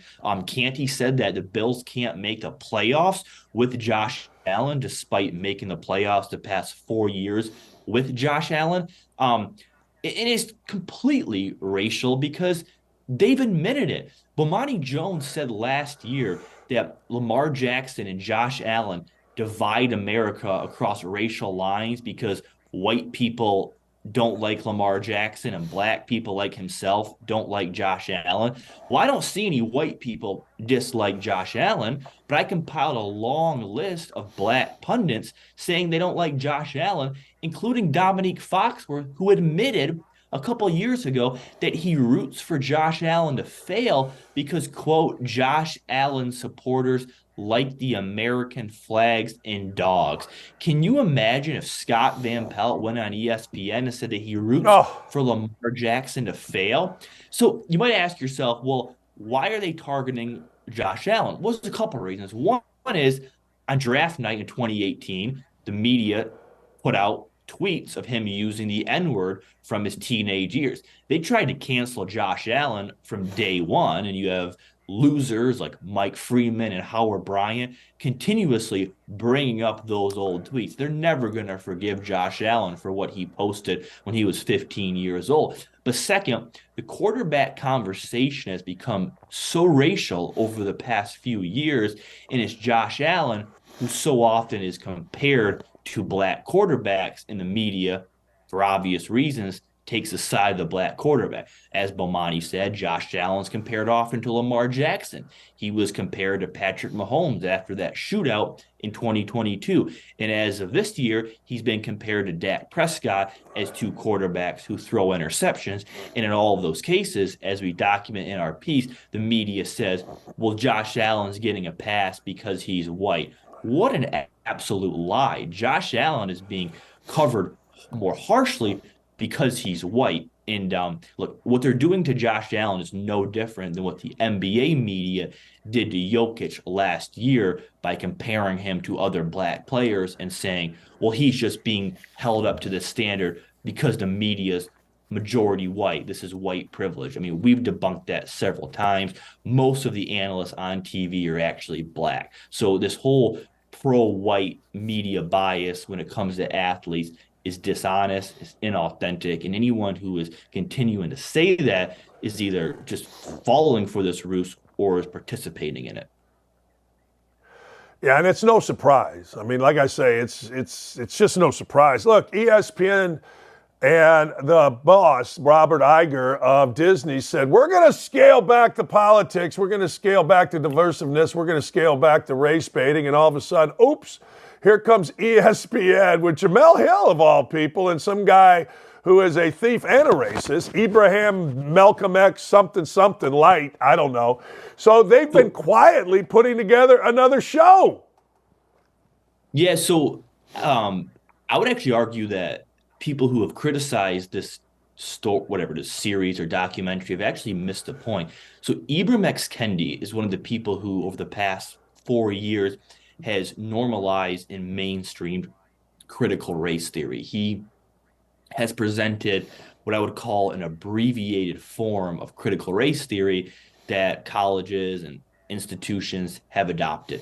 And you see several reports since June about a lot of the people who have bought into his version of critical race theory and have invested money in these foundations have been frauded. This guy is a fraudster. He is the 2023 version of Al Sharpton. His entire existence is to get people to pay for him while he tells you how racist you are. That is his career. So Ibram X. Kendi has actually been exposed over the past year or so. So to see Disney try to help him and now pay him is mind-boggling because they have access to the same information that all of we do. In a lot of ways, the Jamel Hill partnership pales in comparison for them to team up with Ibram X. Kendi, who has built a career and has gotten wealthy off the idea that you pay me and I tell you how racist you are and I make you look better and I try to ease some of your white guilt. I've read a lot about this guy. He's one of the biggest frauds in the media, in pop culture. I often make jokes about Bishop Talbot Swan, who I call the anti-white bishop online. Ibram X. Kendi is on that level. So I would tell anyone who is going to watch this series or whatever it is to do some research on what Ibram X. Kendi has preached and what he says critical race theory is. I think once you read that and consume some of his views, you'll have a really good understanding of why I have such an issue with anybody partnering with him. People that know that this is how it works. Back when Al Sharpton and Jesse Jackson were doing their reign of racism all across the country, people would ask them to come in and help their cause, and they would, but they would charge 35 to 150 grand is what I was called. I should say allegedly, because I never asked them to do that. It was quite profitable, and Sharpton never paid his taxes, still stays at the Four Seasons, smokes big cigars, and somehow, some way has avoided jail. These people invoke fear, and I think this Kendi guy sees an opportunity here. I think he sees Sharpton getting old. I don't know. Jesse Jackson may be dead. I have no idea. I don't know. And I think he sees a thing here. Hey, I'll come in, but you're going to have to pay me $100K, and I'll stir it up for you. That's a legitimate business today. Yeah, absolutely. And one of the most frequent offenders of that is someone who I've covered a lot is civil rights attorney Benjamin Crump. I mean, this guy is one of the most notable shysters of this whole BLM and America's institutionally racist movements. Every time someone of color is shot or murdered, he comes in, flies in private mostly, and tells the family, hey, I'm going to get you a lot of money because this is racist. Benjamin Crump has set back America because he takes advantage of people who are suffering, tells them they're suffering because of the color of their skin, and says he's going to get back at the people who caused it. We probably all remember the saying and slogan, hands up, don't shoot. I believe it originated with Michael Brown. You know, the first person to coin that phrase was? It was Benjamin Crump. And that saying, hands up, don't shoot, proved to be a lie. Benjamin Crump made a lot of money off that saying, off that case. He became famous, generationally wealthy over that. So there's a long, lucrative industry of people capitalizing and stoking racial hysteria, from Al Sharpton to Ibram X. Kendi to Benjamin Crump to Jamel Hill to the anti-white bishop to a lot of white people in the media, Chris Hayes, Rachel Maddow. There's great financial incentive to racial division, which is why it continues. Follow the money, as the old adage goes. Yeah, go ahead. That isn't an old adage. That has never been more prevalent than right now. Just follow the damn money. Do it. Follow the money. Well, in the trans movement too, I wrote a piece, 2-3 weeks ago about why the trans movement is so prevalent. And same thing, the trans community is being exploited for a fundraising campaign. The human rights, the HRC, they're making and raising money on the thesis and the hypothesis that the trans community is being suppressed. George Soros is behind it, funding this organization, donating money. You have doctors benefiting greatly from genital mutilation. There are entire industries now profiting from transgenderism, racism, transgenderism. It's all the same. People are making money from it, so it continues to escalate, and they try to destroy anyone who exposes the farce. And I mean, it's so obvious, it's almost insulting that more people don't point it out, but none of this is honest. The people, BLM, the HRC, politicians, lobbyists, they don't actually sympathize with these so-called marginalized groups. They're weaponizing these so-called marginalized groups for their own political, social, and most importantly, financial gain. I'm going to tell you something, and I may be wrong, but I know a lot of the higher-ups at ESPN. I was the only employee, according to them, that at the end of every season, I walked up to the 7th floor and thanked them. There's not a chance in hell they believe in the stuff that they're doing at ESPN. There's not. And I don't know what the DEI rating is and all that kind. I don't care about all that stuff. But there isn't one guy, not one, black or white, sitting on top at ESPN that thinks this is the right way to go about it. But they're being pressured, and I don't understand how they could be pressured, but they're being pressured. Because I know some of those people, and they don't buy this crap. They don't buy none of it. That's absolutely right. The best example of that is Mark Jones. I mean, we've reported this at OutKick, Dan. Executives, talent, agents, they've reached out to OutKick several times talking about how embarrassing Mark Jones is and how they would love to see him fired. I have it on very good authority that there were people at ESPN who wanted to lay off Mark Jones in June because of his tweets, because of his comments, because of his lies, but they were met with the idea, well, we can't fire our only black play-by-play commentator. So this whole support for Mark Jones is a lie. People don't support Mark Jones in that building, but it's too hard to fire him because racial relations are so high, and they know as soon as they can him, he's going to run right to the media and say, well, they fire me because I told Rush Limbaugh to rot. They fire me because I'm afraid of police officers, as he put out on social media. But ESPN, look, the people in charge of ABC, ESPN, Disney, New York Times, CNN, they're not stupid people. They're just afraid. Yeah, that's exactly right. No, Bobby, that's exactly right. I can't thank you enough, man. Thanks for coming on my show. I appreciate you very much. Of course. Stay in touch. That's my man, Bobby Barack. He's America's conscience. He is. He's the only guy with the stones to call these clowns out.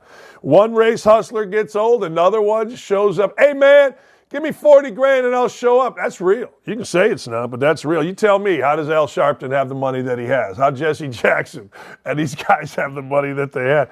And I'm sure there's white dudes doing it too. I'm sure there's white dudes doing it absolutely too. No question about it. I mean, it's the world we live in. I always tell people on this show, you hear me say it, hey, look, clown, you ain't getting cap money. You are not getting cap money. You're not getting Sharpton money. Now, maybe Ibrahim X, whatever the hell his name is, I don't know. It's Thursday. You know what we're going to? We're going to come back, and I'm going to give out some damn awards. That's right. The damn awards, ladies and gentlemen. And before we do, PointsBet is there for you with up to $1,000 in insurance. Look at it like insurance. It's insurance, ladies and gentlemen, against the first $1,000 that you lose. Gambling, now, doesn't mean you got to lose. It just means that you have PointsBet insurance up to $1,000 on your bets. That's new users. So you sign up at PointsBet and you put a little money in there. And they, ladies and gentlemen, are going to give you up to $1,000. You see it right here in second chance bets. I call it insurance. Look, here's the deal. You go to outkick.com/bets. Of course, you got to be 21, clown. Of course, restrictions do apply. Gambling problem, 1-800-9-WITH-IT. But it's very simple. Go to outkick.com/bets. And you too can get $1,000 in insurance. And we got a big football weekend coming. And ladies and gentlemen, 4-0. That's what the house bet is. 4-0. We're able to make a house payment with the house bet. More coming on that tomorrow. We'll be right back. Are you looking for the hottest sportsbook offers? At OutKick, find exclusive promos, expert picks, and the latest odds. Get in the game at outkick.com/bet. TikTok serves us the dumbest filth the interwebs have to offer, and at this point, I think people just make up mental conditions or identity delusions to go viral, like this woman who is patting her soon-to-be ex-husband on the back for being supportive of her newfound gayness. Watch. Early this year, I came out as gay to my husband, soon-to-be ex, and he had the sweetest and most amazing reaction, and this is what he said. What did you say? I said that I was so proud of you, and that was the bravest thing I've seen anyone do. And now we are going our own separate ways, and we're about to put this house on the market, and that's all she wrote. Be like my ex-husband. Be that good of a person. So I don't know that woman or that man, but by the looks of him, the hostage look in his eyes and the sounds of her, I would venture to guess he's not necessarily stoked about his wife being a lesbian, but just rather happy he can leave her and have a socially acceptable excuse beyond just her baseline annoyingness. But why on God's green earth would this woman post something like that as if she's celebrating or gloating about it? Furthermore, I hope she doesn't get a dime in the divorce because she misled him. He should honestly cite fraud and take possession of whatever she has of value, which doesn't appear to be much outside of maybe that sterling silver on her nose ring. But anyway, not the point. The point is, we have entered into a weird space in 2023 I really can't even keep up anymore. Now, a new survey from Change Research shows that a whopping 55% of millennial and Gen Z women find it a turnoff if their partner listens to the Joe Rogan Experience, and over 3/4, 76% of women said they would not date someone who supports Trump. Apparently, women in this age bracket, the age bracket 18 to 34 that I'm also a part of, prefer men who will go see the Barbie movie and presumably are scared of guns.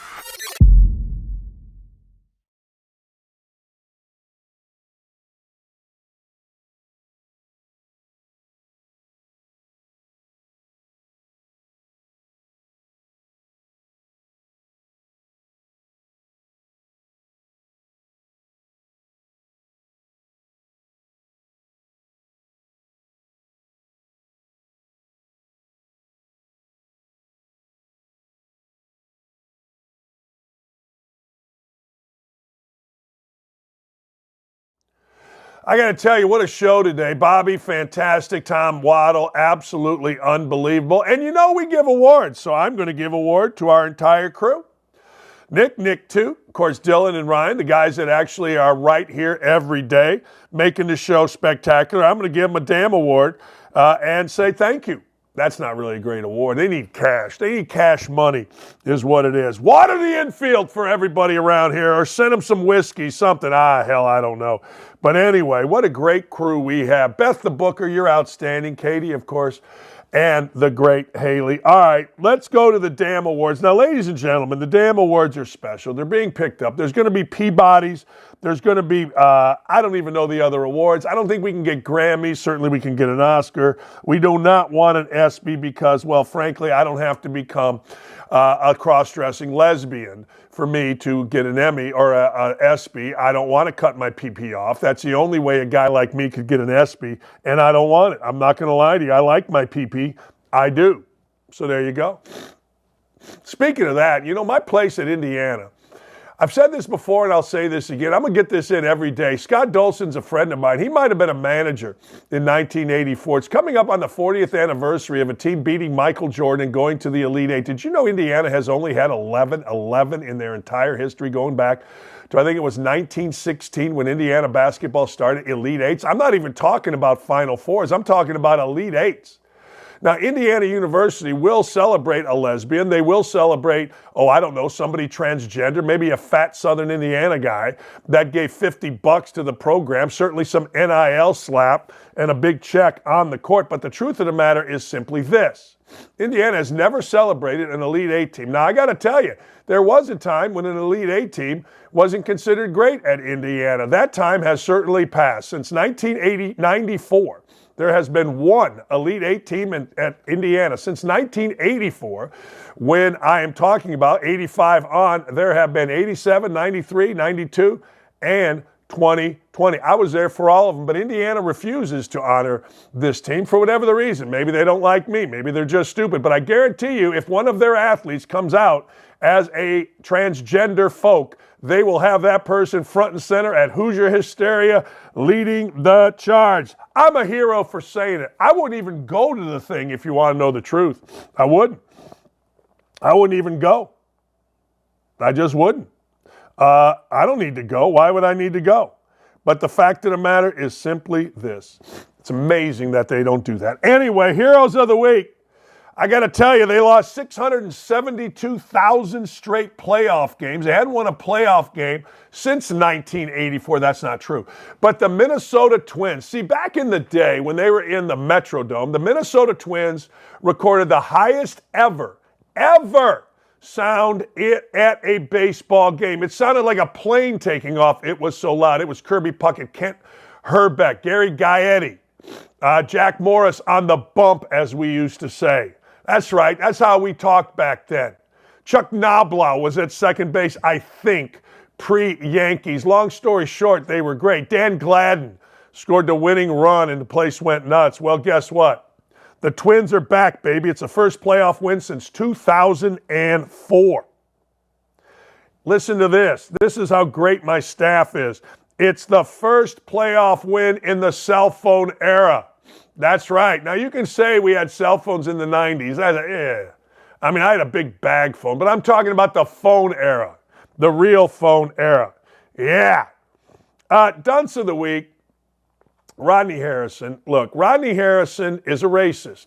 Rodney Harrison showed himself exactly what he was when he called white quarterback Zach Wilson garbage on national TV after, ironically enough, Zach Wilson had a great game, not a good game, a great game on Sunday Night Football. But Rodney couldn't let it go, talking to Chris Jones, the stud defensive tackle of the Kansas City Chiefs. Rodney called him garbage. He said he was garbage. And Chris Jones handled it like a champ. He said, wait a second here. He's special. And, of course, Harrison couldn't let it go. He said he had a special night, but he's not Harrison. As an African-American announcer, there will be absolutely no accountability.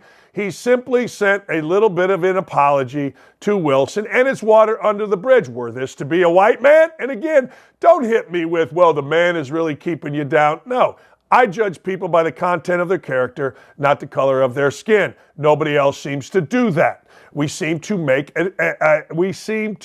what's the right word? Oh, I don't know. We seem to make concessions for certain folks and none for others. Well, that's the Rodney Harrison way. He, ladies and gentlemen, is the dunce of the week. Craziest story of the week. I don't get this. Sergio Brown's mother, former NFL player, former Notre Dame player, former coach, Sergio Brown. His mother wound up dead outside of their home in Maywood, a place where Sergio Brown apparently was. At the time of the death, Sergio Brown's mother found in a creek. Sergio Brown's mother, I believe, died of a blunt force trauma, meaning she got hit in the head, dumped in a creek. This clown, Sergio Brown, instead of being in Chicago, Maywood to be specific, is in Mexico. He made a video crazily saying that it was the police. He made a video saying it was the FBI, and then he made another one. He is hanging out in Mexico, dancing with some, woman that is going to end up humping another woman in a gross display. The only thing good about it is everybody kept their clothes on. But that's not the point of the story. The point of the story is that this clown, Sergio Brown, hasn't been arrested, hasn't been brought in. Nobody's talking about it. And I feel bad for everybody involved here. Look at these two. Yeah, give me a piece of that with the third. Yeah, oh yeah. Work it, baby, work it. Work that big butt. Is that from, that's from somebody. I don't know. Maybe it was from Salt and Pepper. Maybe not. Did I ever tell you the time I tried to get Salt and Pepper to my wedding? They wanted $15,000. I wasn't having it. Worst week, left-wing media that slammed Trevor Bauer, far-left media that slammed Trevor Bauer, has shown themselves to be biased and, of course, cowards. They all are running from it. Ken Rosenthal, you know when you're this tall and you wear a bow tie, you don't have a lot going for you. You're angry. You know when you're Sarah Spain and you try to sell your breasts on the internet for Bears tickets and you make a video saying, I want to F. I won't say the word because thinking of Sarah Spain doing that is just gross. Steve Bartman, you're just a gross human being. You are. So no surprise on those two. No surprise on the rest of the racists over at ESPN for not having the stones. I've learned racists are cowards. I've learned sexists are cowards. I've learned that people that sell their breastises and make videos, I want to F Steve Bartman, are cowards. And we're seeing it now. Trevor Bauer not only deserves to be reinstated into baseball, he deserves to have an apology from the Los Angeles Dodgers, an organization that celebrates anti-Christian organizations, and of course, Major League Baseball. He'll never get his career back, he'll never get his name back, and he'll never get his money back. But he took a long way this week, and also the left-wing, crazy-ass, ridiculous media did exactly what they did. They are cowards, ladies and gentlemen. Absolute freaking cowards. This makes me sad. All right, Randy Gregory is a kid from right over here. Randy Gregory is a troubled dude. Randy Gregory, I watched him play against my son in high school basketball. He's a pretty good high school basketball player. Randy Gregory has had all kinds of problems. He went to Purdue, he ended up transferring, whatever. It's always the same people, and Randy Gregory is one of those people. The Dallas Cowboys gave him big money. Couldn't stay on the field. Drugs, alcohol, whatever were always the issue. This seems to be the end of the tale of an uber talented dude named Randy Gregory. The Broncos with America's worst defense, with a defense that the legendary Tom Waddle just came on our show and said was the worst he's seen in, I don't know, the last 10 years, cut Randy Gregory. Holy cow. He got cut. All right. File this one under. Do you really think so? Do you really think so? Justin Fields, I guess, is trying to be a leader. When I see Justin Fields, I see Justin Fields as a lost soul. He looks lifeless in his eyes when talking about it. He tries to say the right things. He said, look, I know I passed for a lot of yards, but I'd rather win. But he didn't say it with any conviction. So I don't know if we're going to buy Justin Fields, but do you really believe this? This is Justin Fields on his teammate Chase Claypool's criticism of coaches using him incorrectly. I think he knows that he kind of messed up. Kinda. Didn't really mess up. He kinda messed up. Yeah, you're kind of a leader. You're kind of an NFL quarterback. All right. But I wish him nothing but the best. He's a talented player, great person. Everybody's a great person. Great people don't do what Chase Claypool is doing. Memo. I know we're all supposed to say everybody's great. I know we're all supposed to say, hey, look, the great Joby Wright, and I use the word great because he had a fantastic line. He said our society uses great to describe the guy driving the getaway car, not the guy that did the actual robbing. He's a great person. Why is he a great person? He just drove the getaway car. He didn't hold a gun to the clerk's head, ruining the clerk's life. Great line by Joby, one of my coaches at Indiana. He's a great person. He has a good heart, works really hard. Definitely going to be staying in touch with him regardless of what happens. There you go. Good for you, Justin Fields. Great person. Oh, Chase Claypool is great. Well, let me explain something to you. All right? Great people don't do that. This is good news, not for anybody other than him. Remember Victor Wembanyama? The first pick in the draft, the new guy that's going to set the NBA on its ear, the new guy that's going to bring the NBA into the next generation. Oh, Chicopesta, I got a headache. Well, I told you this. He was too skinny, and he better find a game. Well, guess what? Victor Wembanyama gained 10 to 15 pounds of muscle. Now, his agent said, hey, look, back in the day, that it would be a mistake for him to bulk up. His agent's an idiot. I mean, all you got to do is look at history. All you got to do is look at Michael Jordan when he got to the NBA and Michael Jordan 5 years in. You don't have to look at when Michael Jordan was a grown-ass man at 38. Same thing with LeBron James. I thought LeBron James was really big and strong in high school, and I look at pictures of LeBron James in high school, I'm like, holy cow. Guys that played in my era, our bodies stunk. Our bodies, we thought were good. I think I may even still have this treadmill record that they had at Indiana. I could go for days, but I look at my body and it's not near what these guys are. So this guy Wembanyama, who we're all going to celebrate, even when he gets a 10-10, he's going to be the greatest player in the history of the world, was smarter than his agent. And I got to tell you, as one that has a missing agent, as one that has an agent that doesn't do crap for me except for make me pay people, pay him, I got to tell you, many agents are morons. Celebration time, ladies and gentlemen. Celebration station right here. Hooters, yesterday, October 4th, 1983. We should have had this yesterday, but you know what? We were too busy with greatness yesterday. 40 years ago, Hooters opened the first restaurant in Clearwater, Florida. There are 306 Hooters restaurants in the United States as of August 23rd. The state with the most, Texas, 54. There you go. All right. Great concept. Hot women, little clothing, bringing dudes food with a beach setting. I got to tell you, Andrew and my nephew Pete, we took them to the Hooters every time for their birthday when they were 10 years old. Why? I'll tell you why. Hot girls that like to joke around with little boys. Hot girls that were funny as hell, and they like the wings. I like the chicken sandwich. If there's some stigma to going into Hooters, I got that for you right there. Good for Hooters. The owner of Hooters said, hey, look, I thought I was going broke.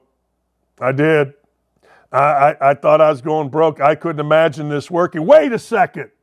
Hold the phone. You didn't think hot women serving drinks and guys' food wouldn't go over? Let me tell you a story, you Indiana fans, about Yanko's little Zagreb. I knew Yanko. I did. Yanko, big old guy from Northwest Indiana. Big loud guy. He died in a fire, allegedly, to run back into his house to get a ton of cash from a meth lab that was in his house that exploded. That's all alleged. That's all I heard. But I remember going and talking to Yanko one day about his business model. He said this, look at our waitresses, all beautiful. Look at our steaks, all massive. Look at our beer, all cold. Look at our wine selection, fantastic. And then we add to it potatoes, maybe some ribs, some chicken. But that was the business model. Hot college girls serving big steaks, cold beer, great wine in a friendly, easy atmosphere. And if you're ever going to Bloomington, Indiana, and you want a great meal, Zagreb's is the place. There are no white tablecloths. There are checkered tablecloths, plastic, that they wipe down. There is recruiting posters for IU football mostly all over the walls. It's about 20 pictures of me in different areas because, well, I'm an icon. But it is simple, ladies and gentlemen. Hire pretty waitresses. It pissed Elaine Bennis off. I get it, in Monk's or whatever the restaurant was called. But I got to tell you, who cares if Elaine Bennis got pissed off? Why would anybody give a rat's ass if Elaine Bennis got pissed off? What are you talking about? Hire this, serve cold beer, great food, boom. You want women? I'll tell you this, hire hot dudes. There was a restaurant here in Zionsville, true story, had great breakfast. I forget its name. It was by my house. 2 problems with it. One, all the servers had bad acne. They were high school age, whatever, acne everywhere. And the place was next to a Subway, and it smelled like bread. True story. I loved the breakfast, but I couldn't look at the face of my server and her acne because all I could do is think about Dr. Pimple Popper, popping zits, and then handling my food. I couldn't get over it. I don't know if the place is still there. I moved out of there, but I got to tell you, I don't care. Give me big screen TVs, cold beer, good food, and hot women serving it that have a personality. No different. Give me, if I'm a woman, give me cold beer, wings, TVs, and some good-looking dudes that are nice serving it. I don't give a damn if you think that's sexist. I don't give a damn if you think that's anything other than good business. And that, ladies and gentlemen, is good business. So congratulations, particularly Hooters girl in the middle right there. That was money well spent. No, it was. You can get mad all you want, but hey, look, I don't know what to tell you. It was. Richard Sherman. Remember, Richard Sherman went to Stanford in the great state of Indiana when Richard Sherman was a complete dumbass with Aaron Andrews after a game. Everybody had to say, oh, but remember, he's really smart. This was at the time when every white dude had to be careful about literally everything they said. Hell, I told some woman, crazy liberal, that I would not go at it in a pool with her. Her words, go at it, because I was a married man and no chance am I going at it, and you can take it any way you want. You can think I made it sexual. You can think I made it swimming, sport, whatever. I don't care. I wasn't doing it. I'm not doing it. I defend my marriage first. But anyway, having said that, Richard Sherman was an idiot. Richard Sherman had to be protected by Whitey when he lost his mind. So what does Richard Sherman do? Richard Sherman has thoughts, and as always, they're against a white coach that just won an NBA title. Let's hear from Richard freaking Sherman. So he is laughing Michael Malone has had one successful season, Skip. Michael Malone has had one successful season. LeBron James could really give up. You know what, as you would say, about what Michael Malone is doing. Michael Malone will be an irrelevant, erroneous name in the history books of the NBA. He'll be a guy who maybe wins 1 championship, maybe 2, at the greatest, and then he'll be forgotten about, as most people are, as people will forget about this Denver Nuggets championship team. They will not forget about LeBron James. I mean, okay. They won't forget about LeBron James. Okay. I mean, no one's saying they're not. You ever notice that all these shows, it's black against white? Did you ever notice that? Always. Like, I don't know, always. I'm not saying he's the greatest coach ever, but he has come in first. He's won a title. Now, I get it. You third-team all-league guys are going to say, man, it's only the chips that count. Shut up. Look, Richard Sherman and the idiots that are on Amazon Prime in the morning, I don't even watch. I don't. In fact, I'm not going to lie, and I should not say this. I don't watch pregame, halftime, or postgame shows. All right, I have a theory on the Ryder Cup. Get ready for it. So Jim Furyk explains Patrick Canaway, like why he didn't wear a hat, denies all the team turmoil, and all that kind of stuff. All right. So we see all these older golfers, and they're all good dudes. Make no mistake. They're all good dudes. They all love golf, all this kind of stuff. I'm not sure where rumors of team disharmony came from after you saw the support Patrick had, the guys raising their hats in front of the green. He took a beating that day from whether it was from the media, fans not wearing a hat, speculation that maybe he didn't want to wear American flag, whatever it may be. You saw the support from the players. I was in the team room every day, every night. Those 12 guys bonded, really got along. I know we're disappointed we didn't bring the cup back to the United States, but I can say, and I'll stand by this, those 12 guys really got along well, supported each other as captains. We couldn't have asked for anything more. It's great. Who cares? Paul Azinger did this back when they won the cup, and I would do this in a heartbeat. Here's what you do. I don't give a damn about Jim Furyk. I don't give a damn about Freddie Couples. I don't give a damn about Steve Stricker. Great guys, great players, did a lot for golf. I don't give a damn about Davis Love. Davis Love, to me, is the ultimate frat boy. I'm sure he's got deviant in him. That's what frat boy does. And I know he's had some personal tragedies, but he's always viewed me as exact example of why North Carolina never won basketball titles. I'm sorry. He was the example. When I was at Indiana, we had more titles in North Carolina. They had better players. We had one NBA All-Star in the history of Bob Knight, Isaiah Thomas. That's it. They had Michael Jordan, they had a number of guys. Anyway, I digress. Here's what I would do. If I was a Ryder Cup captain, I would scratch all these old guys. I would go ask Joe Montana, Wayne Gretzky, Michael Jordan to be my vice captains. I would go ask those three men to commit to being vice captains. And I would have them work and be around players. I don't give a damn about somebody's swing. Now, you got a whole team of guys that help Scotty Scheffler. I don't give a damn about any of them. I'm putting greatness around these guys. I'm putting people that they would feel comfortable to. Steve Stricker, these guys, all of these guys are simply there to appease players. That doesn't work, particularly on the road. Now, I don't know whether you need this at Bethpage, but I do know this. I would make Tiger Woods the captain next time you went on the road. I would say, we need him. I want Michael Jordan as my vice captain. I don't know whether Joe Montana plays golf. Seems like he probably does. I would make him. I would then make Wayne Gretzky. Or if you don't want Montana, find somebody else. If you need an African-American, get Lawrence Taylor if he can get off babysitters and drugs and everything else. Whatever. Barry Sanders, whatever. But Barry Sanders never won squat. Not his fault, but he didn't. So I would make damn sure that there's guys in there.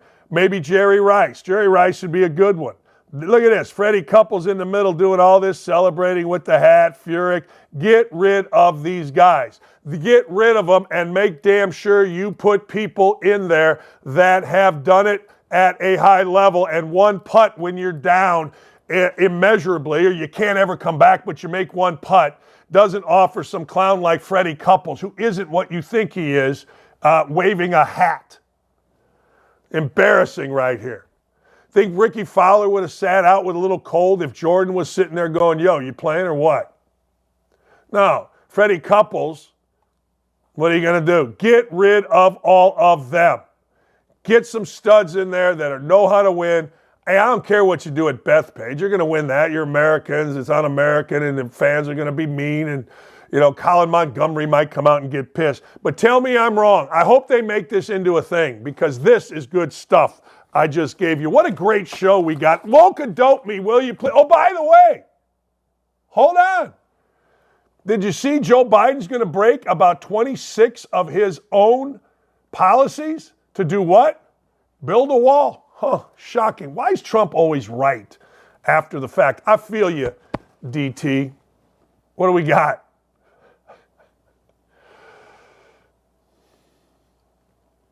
No woke-a-dope? Am I getting to where? Oh, there it is. I have some buyers for the nuclear codes. Bidding starts at $2 billion. Boy, oh boy.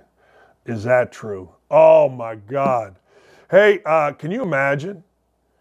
Would you say this is totally unreasonable if you've paid attention? Like, I get it. I understand. I do. I understand that, you know what, you get called names, but do you really, if you have any kind of sense of what's going on in this world, do you really think this is far-fetched? Really? I don't. I think this is probably close. If you're going to divide it 50-50, I'd say it's probably closer to the truth than not being the truth. I would also put gun to head and say, look, I'm going to die probably here. But I'm not saying that this isn't something that these two clueless dumbasses, these two fraudulent, corrupt mother hubbards haven't thought about or put up for sale. Sad, true. What are you going to do? Next.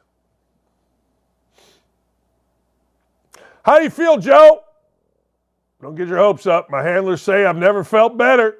Yeah, Gavin. Gavin, don't get your hopes up. I mean, let's be honest. I think the Republicans need to start smearing and smearing hard immediately. I do. I think they need to start smearing like crazy.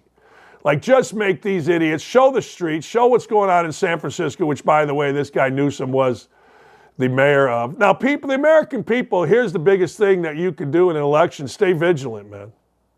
Stay vigilant. All right, next. I can't say certain things because we get cut off. I don't want to get cut off. Oh, bye. Say no to Creepy Joe. Look at those hands, baby. That's like Eva Longoria. Remember when he took a little bit of a side squeeze on the wreckage of the former Real Housewives or whatever the hell that show was? Yeah. Joltin' Joe ain't afraid of side boob, ladies and gentlemen. And if you let him do his own devices, he'll shower with your daughter up until she's about 40. That's a hell of a thing right there. Say no to Creepy Joe. That's a great Halloween costume. Halloween's coming. We're going to have a costume party. I'm going to come dressed up as I don't know what. That's a good one, though. I mean, I want Joe to tickle my ear. I want Joe, to start squeezing me. Joe, I feel bad. Does Joe only do it to dudes, or is he an equal opportunity fondler? I don't know. What are you going to do? All right, ladies and gentlemen, I got last thing. So the other day I was playing golf. And a friend of mine, actually a very close friend of mine, did what most people do. Hey, I was with one of your people, Jim Jordan, and I'm on a golf team. I don't know who Jim Jordan is. I was thinking, who's Jim Jordan? I mean, I know, I go, who's Jim Jordan? I go, what are you talking about? One of your far right guys. Oh, you mean the senator? Yeah. Or the rep? Yeah. And I didn't say nothing because I like the person that said it to me. But it is amazing to me. If you are not a liberal, you always get called a name. I'm not far right. I'm not some right. I'm not some left. I'm just a guy that's going to read and tell you what I think. If the president of the United States kept gas prices down, kept us out of war, the stock market up, closed the border, and he was a Democrat, I'd say he's doing great. What can I tell you? But we have a blank show. But it is amazing to me. Even family members will do that. Even family members will say, hey, you're far right. I don't think I've ever called anybody far anything. Nothing. All right. Ladies and gentlemen, I thank you all for being here. We got to hit the like button. Tell your friends, tweet it out. This show, I was trying to watch morning TV.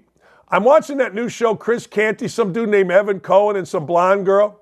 The blonde girl never talks. Cohen talks like we're supposed to give a rat's ass about who he is. Canty yells at us. And the girl stands there looking like, I don't know, a stereotypical blonde girl. Now, I heard the woman is great. She worked with a friend of mine named Kent Sterling, which, by the way, 1 o'clock today, Kent and I are going to do Two Big Brains. Jonathan Taylor is back in practice. But I'm watching this show, and then I'm like, okay, that's no good. I turn on that ridiculous Good Morning Football program, and that's no good. I don't know what to tell you. I like Carton. He's fine, so that's where I go. But damn. Jeez. All right. Hey, Katie, thank you. Hey, Haley, you're awesome. Hey, Beth the Booker, can't thank you enough. Dylan and Ryan, there it is. Yeah, I'm pissed. Hey, you know what I'm doing today? True story, I'm taking the day off. Yeah, it's going to rain like crazy. So I'm going to catch up on, I'm going to clean the house. I'm going to take my shirt off, walk around. I'm going to whoop some ass just because on the golf course tomorrow, but not today. Hey, Aaron, thanks. Gary, thanks. Dinner with my mother went great last night. Thanks for asking. See you tomorrow. I got to go to the bathroom bad, or I need a diaper. Can anybody send me some extra large Depends? See you tomorrow.